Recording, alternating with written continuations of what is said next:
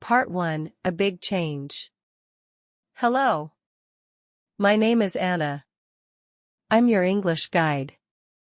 And I have a story to tell you. It is not just my story, it is also your story. A story of learning. A story of change. A story of English. Are you ready? Let's begin together. I come from a small town in Poland. It's quiet, full of trees, and people know each other. I was happy there, but I always had a dream. I wanted to travel. I wanted to live in a big city, meet people from different countries, and speak English well. But there was one problem. My English was not good. I knew some words. I could say hello, how are you, thank you. But I was afraid to speak. I didn't know how to make real conversations. And I always thought, my English is too bad, people will laugh. Still, I didn't give up. I started to learn more. I listened to English podcasts. I watched videos with subtitles. I read simple stories in English. Every day, I did a little bit. Sometimes just 10 minutes. But every day.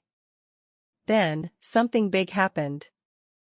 One day, I saw a message on a student board. It said, "Looking for people to work in London. No experience needed. English, basic okay." My heart started to beat fast. London. The city I always dreamed about. I looked at the paper again. It was true. It wasn't a joke.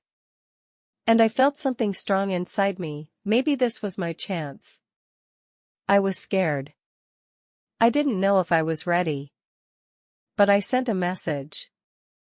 And 2 weeks later, I was on a plane to London. I had a small suitcase. Some clothes. A notebook with English words. And a big, nervous smile. The first days in London were hard. I didn't understand the bus driver. I didn't know how to ask for help. The city was loud. People moved fast. My English didn't seem enough. I wanted to go home. But then, I met someone special. Her name was Claire. She was my roommate in a small house in East London. She was from Ireland, and she spoke English very clearly. She saw that I was shy. That I didn't speak much. One evening, she made some tea and said, "Let's talk." I said, "My English is bad." She smiled and said, "That's okay. We start small." So we talked. Slowly. I used my hands a lot. I made mistakes. But she listened. She helped. She didn't laugh. That night, I learned something important. You don't need perfect English. You just need someone who wants to understand you. From that day, I started to feel better. I listened more. I asked questions. I tried new words. And Claire was always there, helping me. She gave me a notebook. She said, "Write one sentence every day. About anything. Just write." So I did. Day 1, I am in London. Day 2, today I went to the shop. Day 3, I like tea with milk. Small sentences. But they were mine. And every day, they got a little better. Now, I want to help you do the same. You can start just like I did. One sentence. One word. One step. Learning English is not magic. It's not fast. But it is possible. You can do it. Let me give you my first secret. Anna's secret number 1, use English every day, even in small ways. Say hello to someone.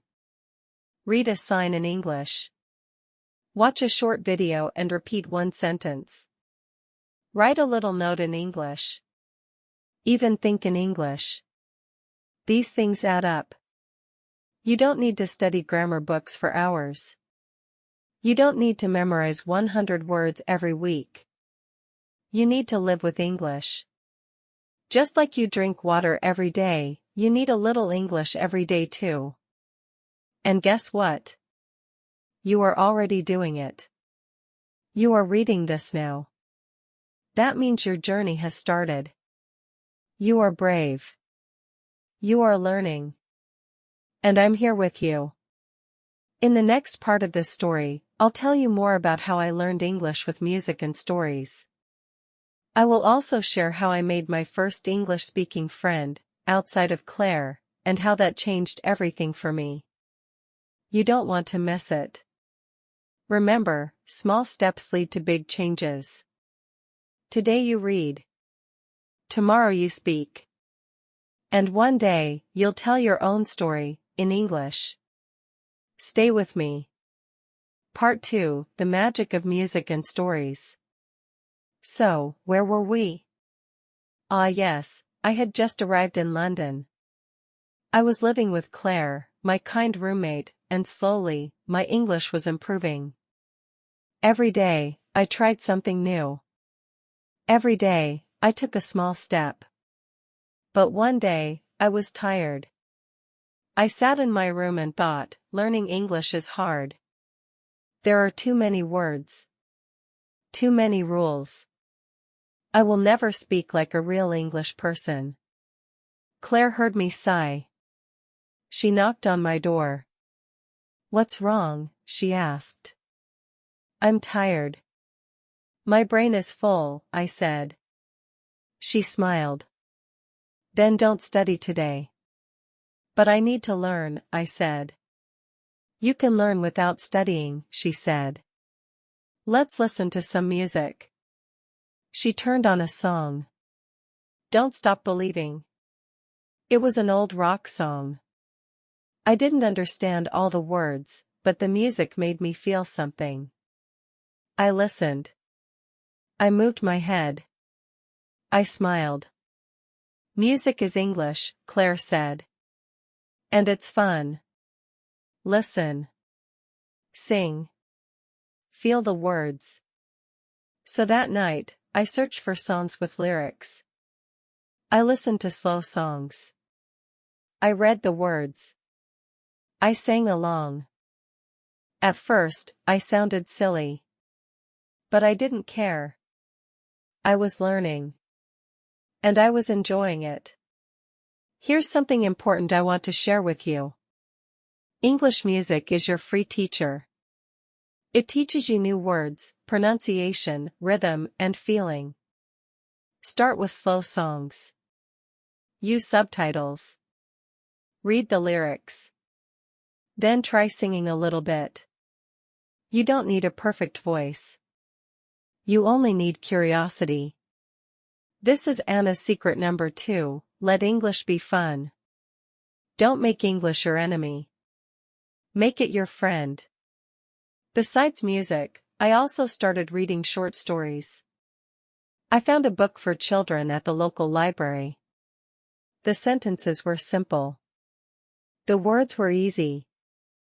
But the story made me laugh. And that's when I realized something. Book stories help you remember. When you read a story, you don't just learn new words. You feel something. You imagine the people. You live the story in your head. And that makes it powerful. Claire told me about a reading trick. It's called reading and repeating. Here's how it works. Read a short paragraph. Read it again, but out loud. Try to say it without looking. Then, explain it in your own words. I started doing this with every story I read. And after just 1 week, I noticed a big change. I could understand more. And I could speak more too. But the biggest surprise came when I went to the cafe near our house. It was a quiet afternoon. I went to buy a tea. The woman at the counter said, "How's your day going?" For 1 second, I froze. Then I remembered a phrase from a song. "It's a beautiful day." So I smiled and said, "It's a beautiful day. I'm happy." She smiled back. "That's lovely to hear." I walked home feeling like a superstar. That was the first time I used English with a stranger. And it felt amazing. From that day, I started speaking more. In the shop. On the bus. At the library. Small things, hello, thank you, excuse me. These small things became my practice. And little by little, I stopped being afraid. So, dear reader, let me ask you something. What English song do you like? What short story can you read this week? Because the truth is, you can learn with joy. You don't have to sit with a big grammar book for hours. You can sing. You can read a story. You can speak one sentence to a stranger. And that is enough. Every small effort counts. Let's remember these 3 little secrets so far. Use English every day, even in small ways. Let English be fun, through music and stories. Don't be afraid to speak, even one sentence is progress. You are not learning English to be perfect. You are learning to connect, to live, to enjoy. And you are doing great. In the next part of this story, I will tell you how I got my first job in London, even though my English wasn't perfect. It was scary, but it changed everything. Until then, your challenge is simple. Listen to one English song. Read one short story. Say one sentence in English to someone, even to yourself. Small steps, big progress. See you in part 3. Part 4, speaking to a crowd, and not running away. Let me take you back to a Thursday morning. I was at work, wiping tables, and smiling at customers. Everything was normal. Then my manager came over. "Anna," she said, "we're having a community event next week. Some people from the neighborhood are coming to learn about what we do here. Would you like to talk for 5 minutes about your job and your story?" I froze. "Wait, what? Me?" I asked. "Yes," she said. "You speak English very well now. And your story is inspiring." My brain was shouting, "No. Say no. Say you're sick. Say you'll be on vacation." But my heart whispered something else, "You can do this." So I smiled, nervously, and said, "Okay. I will try." Then I went home and panicked. How could I speak in front of people? In English? I didn't sleep well that night. I imagined myself forgetting words. Standing there, silent, with everyone staring. But Claire, my amazing roommate, helped me again. "Don't try to be perfect," she said. "Just be yourself. Tell your story like you tell it to me." So I wrote down what I wanted to say. I practiced every sentence out loud. "Hello, my name is Anna. I'm from Poland. When I first came to London, I didn't speak much English. Now I work here, and I'm learning every day." I read my sentences again and again. Then I used the shadowing technique. I recorded myself, listened, and repeated. The big day came. There were about 20 people. Some were sitting. Some were standing. My hands were shaking. I took a deep breath. And I began. "Hello," I said. "My name is Anna. I'm from Poland." I looked at their faces. They were smiling. So I kept going. I told them about my first days in London. I told them how I learned English with music, with stories, with mistakes. And I said, I still make mistakes. But now I'm not afraid. When I finished, they clapped. Someone said, thank you for sharing your journey. Another person said, you inspired me to learn too. I felt something warm in my chest. I was proud. Not because my English was perfect, it wasn't. But because I did it anyway. Here's what I learned. Confidence comes from doing scary things, and surviving them. Speaking in front of people is hard, even in your first language. But in your second language? That's extra hard. But also extra brave. So now, I want to give you a little speaking challenge. Talk about yourself. Just for 1 minute. You don't need an audience. Just talk to your mirror. Or to your phone. Or even to your cat. Say your name. Say where you are from. Say why you want to learn English. Say one thing you like. Example. Hi, my name is Layla. I'm from Morocco. I want to learn English because I love traveling. I like cooking and reading books. Start with this. You can do it. Then do it again tomorrow. Maybe add more. Each time you speak, your fear becomes smaller. Your voice becomes stronger. And trust me, people don't care if you make mistakes. They care that you are trying. Here's Anna's secret number 4, speak now. Don't wait to be ready. If you wait until you're perfect, you'll never begin. But if you start today, with small, simple steps, you'll grow faster than you think. I didn't become confident by magic. I became confident by trying. Making mistakes. Forgetting words. Feeling nervous. And doing it anyway.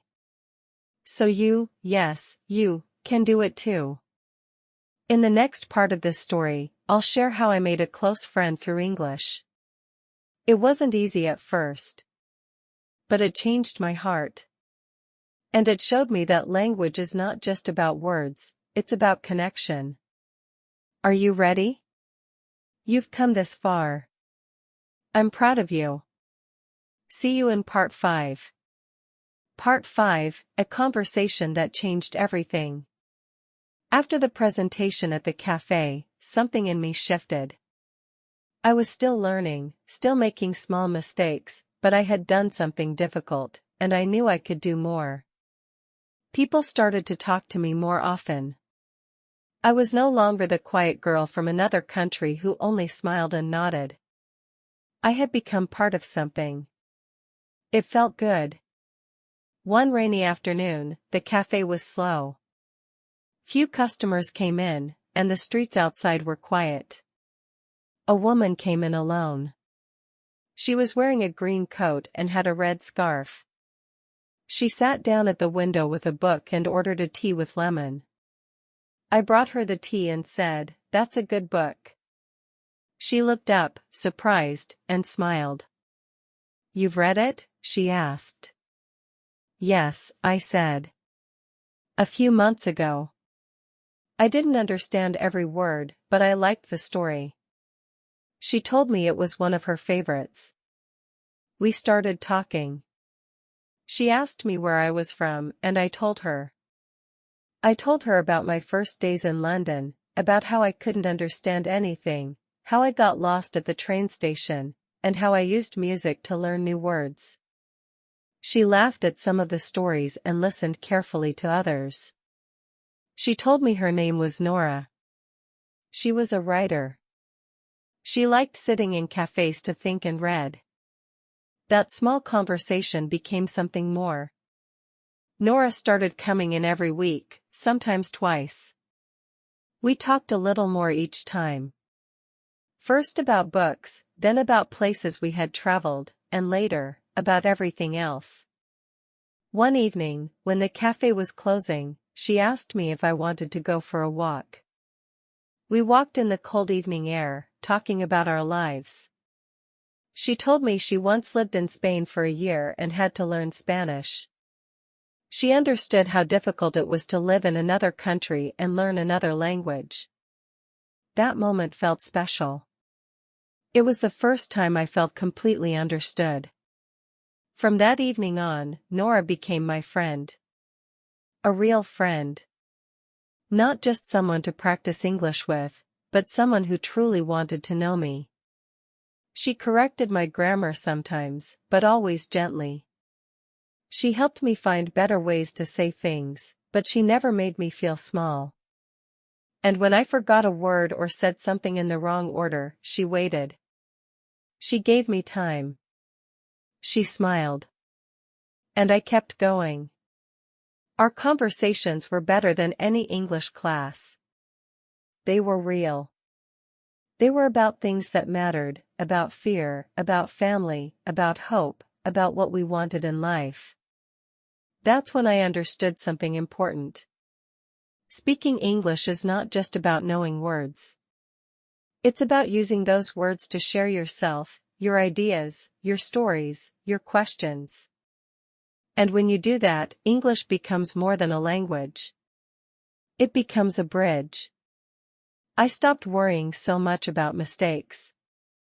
I started thinking more about connection. If people understood me, that was enough. And if they didn't, I could try again. One night, Nora invited me to a small gathering at her home. There were 6 people there. They were friendly, and they all spoke English very naturally. At first, I felt nervous again. I didn't know if I could follow the conversation. But I sat down, listened, and after a while, I joined in. I told a funny story about the time I got on the wrong train and ended up on the other side of London. Everyone laughed. I laughed too. And I realized that I had just told a story, in English, in a room full of people I had just met. I remember walking home that night. The streets were quiet, and the city lights reflected in the puddles.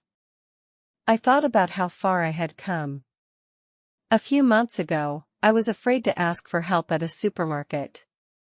Now I was making friends, joining conversations, and telling stories. What changed everything was not a textbook, not a grammar app, not a perfect lesson. What changed everything was that moment in the cafe when I said, "That's a good book." A small sentence. A small step. And it opened a door. That is why I say this: don't wait until you feel perfect. Speak now. Start the conversation.